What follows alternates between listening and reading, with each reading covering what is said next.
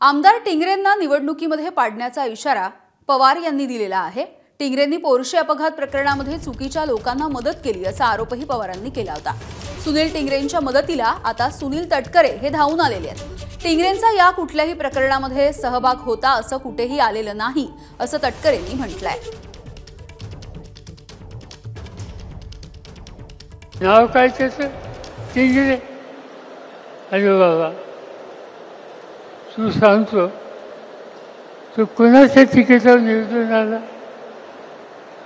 त्यावेळेला तुझ्या पक्षाचा नेता कोण होता? त्या पक्षाच्या वतीने तुला संधी दिली, काम करावयाची अपेक्षा केली, तू सोडून गेला, ठीक आहे, तुझा काय बंदोबस्त करायचा हे लोक करतील, त्याची चिंता त्या ठिकाणी नाही, पण निदान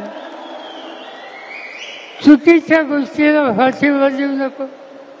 मतं मागितली की राष्ट्रवादीच्या नावाने मागितली, मतं मागितली शरद पवारच्या नावाने या ठिकाणी मतं मागितली आणि लोकांनी श्रद्धेने मतदान केलं। ज्या लोकांना आणि ज्या कुटुंबाच्या लोकांना सत्याचा माज चालला, चुकीच्या गोष्टी तरुण करते। पवार साहेब हे आमचे पहिलेही आदरणीय होते, आजही आणि उद्याही आम्हाला आदरणीय राहतील। पवार साहेबांनी माझ्यावर टीका करणं किंवा त्यांनी माझा कान पकडणं हा त्यांना पूर्णपणे अधिकार आहे। हा, त्यामुळं त्यांच्या वक्तव्यावरती मी कुठलं प्रत्युत्तर देणं हा हे म्हणजे एवढा मोठा मी आजपर्यंत झालेलो नाहीये।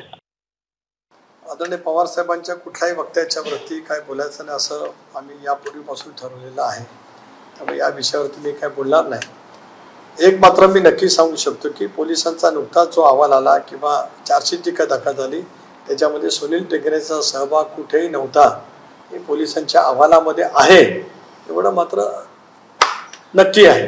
आता त्यापुढे पवार साहेबांनी काय बोलावं काय नाही हा त्यांचा सर्वस्वी अधिकार आहे। एबीपी माझा, उघडा डोळे बघा नीट।